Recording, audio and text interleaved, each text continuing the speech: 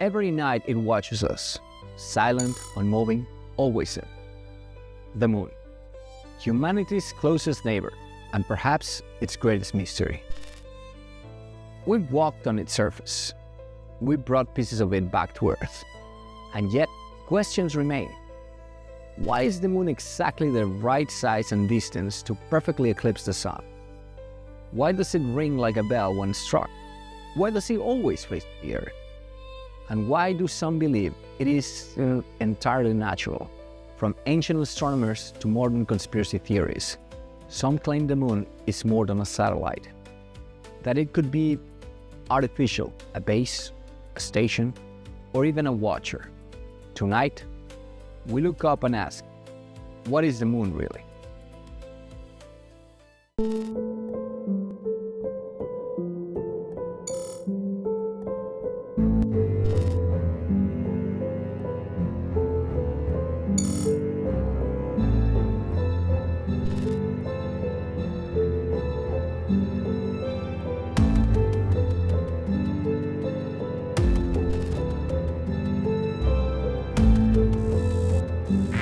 According to modern science, the moon formed over 4 billion years ago.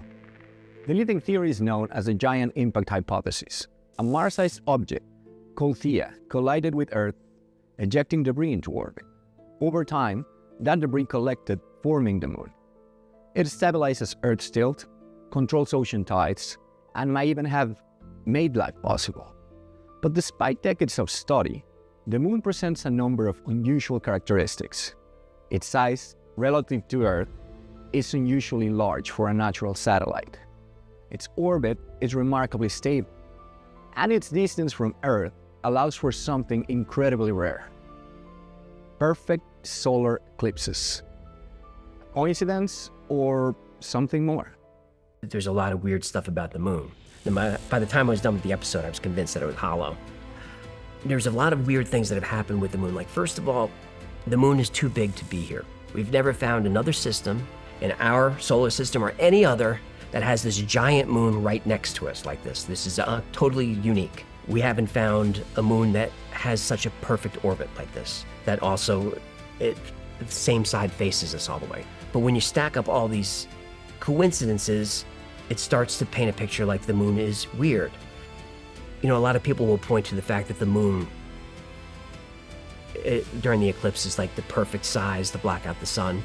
The moon at one point was a lot closer to the Earth, and it's drifting away, so at some point it's not going to be perfect anymore. The far side is, the crust is different, older, and much thicker, and fewer impacts are on the far side that are on the near side. During the Apollo missions, astronauts conducted seismic experiments, intentionally crashing modules into the moon's surface.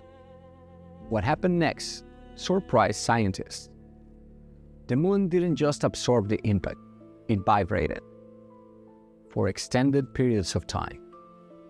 Some describe it as ringing like a bell, suggesting a structure that was less solid and a little bit more hollow.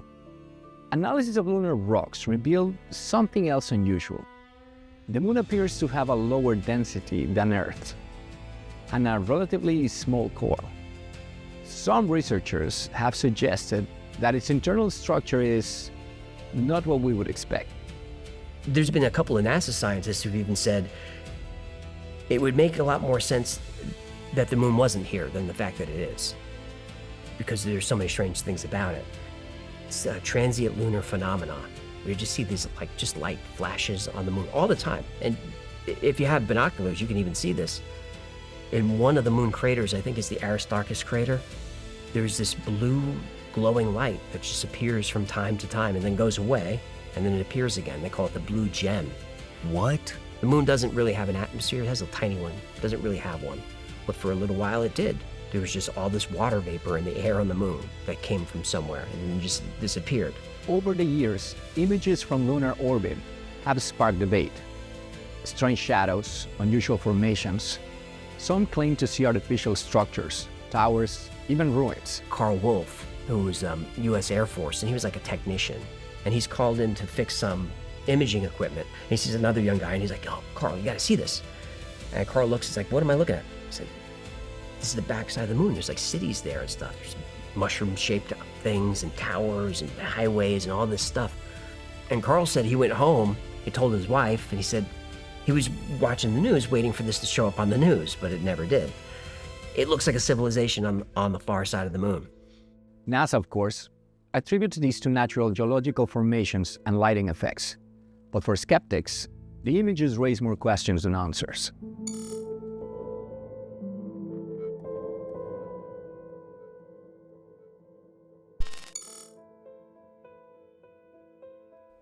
One of the most controversial ideas is that the moon is not entirely natural, but artificial, a structure placed in orbit, possibly by an advanced civilization long before human history began.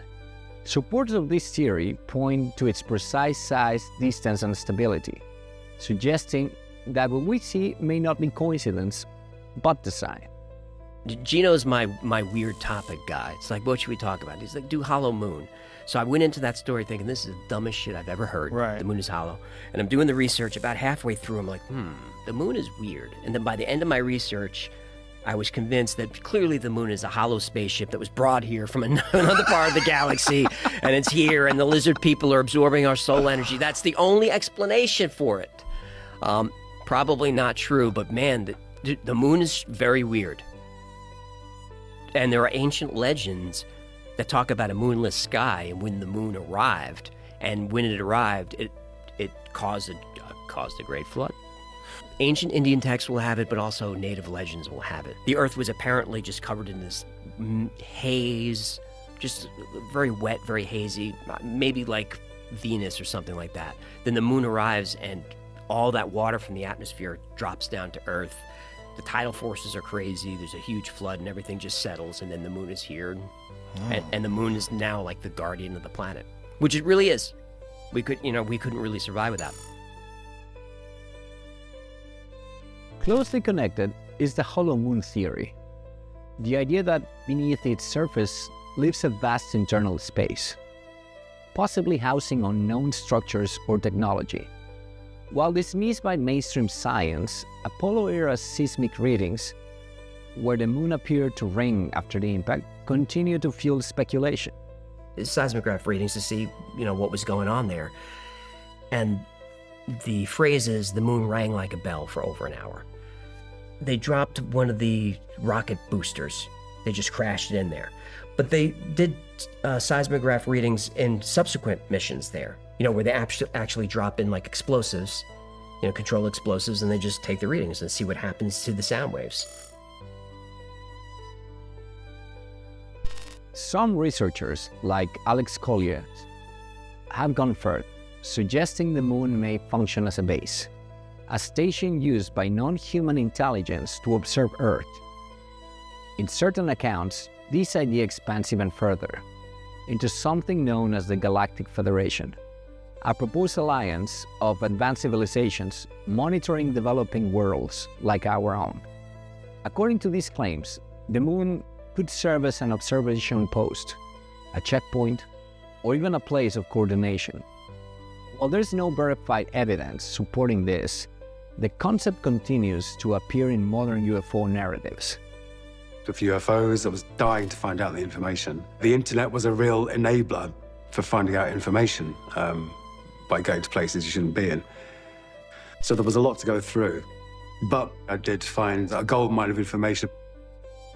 I found the spreadsheet was actually titled in the column non-terrestrial officers. As well as officers' names, it had ship names. None of these were ocean-going ships. It was astounding. They're not Navy, they're not in the Army, and not even Air Force. So to me, I was thinking there must be an off-planet Space Force, or Space Fleet at least. In 2013, former Canadian Minister of National Defense, Paul Hellyer, declared that the United States government and other governments around the world are working with organized groups of extraterrestrials. Paul Hellyer is not the only government official to come forward with alleged knowledge of a federation of extraterrestrial races. Recently, the former Israeli chief of space security, Haim Eshed, came out and said that there is a galactic federation. This is Apollo Saturn launch control, T-minus 3 hours, 4 minutes, 32 seconds and counting. Right on time as far as the astronaut countdown is concerned. The prime crew now departing from their crew quarters. 10, 9, ignition sequence start. Then there's a theory that doesn't question the moon itself, but our journey to it. In 1969, the world watched as Neil Armstrong stepped onto the lunar surface. But almost immediately, some began to question what were they seeing. They pointed to unusual shadows, a flag that appeared to move without wind, and footage that, to them, felt staged. From this skepticism emerged one of the most persistent conspiracy theories of all time, that the landing on the moon was fake. Filmed not in space, but in a studio on Earth. Some versions of this theory go even further, claiming that legendary filmmaker Stanley Kubrick was secretly involved in producing the footage. The reasoning? His work on 2001: A Space Odyssey demonstrated visual effects so advanced that they were at the time indistinguishable from reality.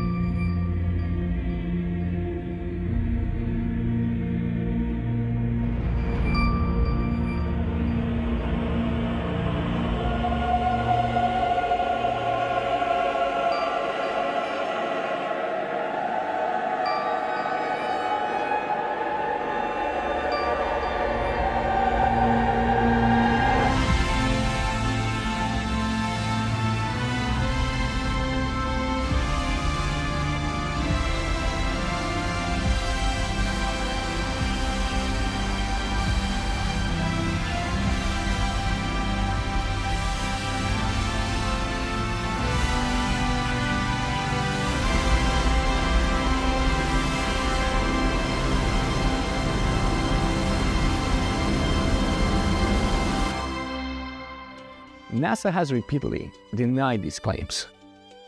And overwhelming evidence supports that the Apollo mission did in fact land on the moon. Still, the theory persists. Not because of proof, but because of doubt. Philosophers like Jason Giorgiani have explored a different possibility, that the moon may function as a kind of system influencing Earth in ways we don't fully understand. Not necessarily artificial, but part of a larger hidden structure of reality in itself. Robert Monroe, in his second book, Far Journeys, I think from 1985, basically says that in the course of his astral projections, he discovered that we're living in a control system that is managed by entities who work for a demiurge that's harvesting us for what he called loosh. He said that we're in a loosh farm, that humans are being deliberately subjected to conditions that create extreme emotional states. Extreme suffering, misery, fear, terror, ecstasy, extreme desire, pathological impulses, and these are all being used to basically generate a form of energy that they can harvest from the human soul, including after death, where they basically juice souls for the loosh. Now, there was also a researcher called Carla Turner. Did interviews with a lot of experiencers, abductees, who reported the same kinds of things as Robert Monroe did in Far Journeys, where they said that we are in a control system that's being managed from out of a metallic sphere just beyond the Earth, and they describe the inside of this thing. What? I think, going back to our first conversation, what they're describing is the inside of the moon. That there is a psychotronic control system, a kind of spectral technology inside of the moon, which is impinging on and manipulating humans in the afterlife state. What? And then there's the simplest theory, that the moon is exactly what it appears to be. And yet, something more. Not a ship, not a base, but a presence. A silent observer that has been there for as long as we have.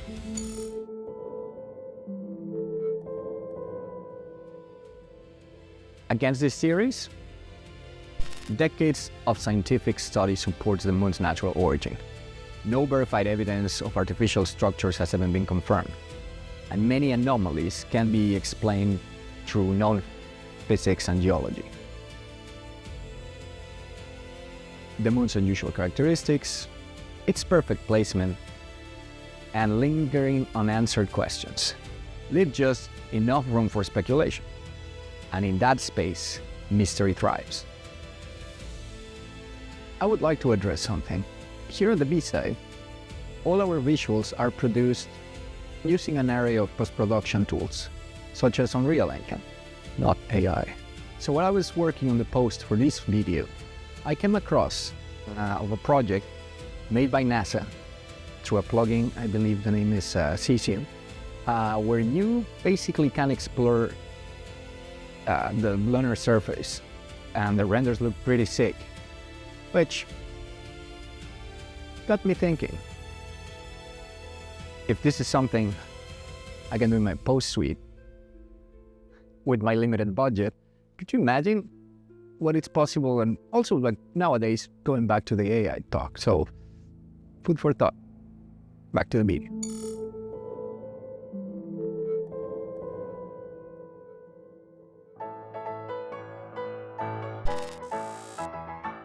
The moon has guided humanity for thousands of years.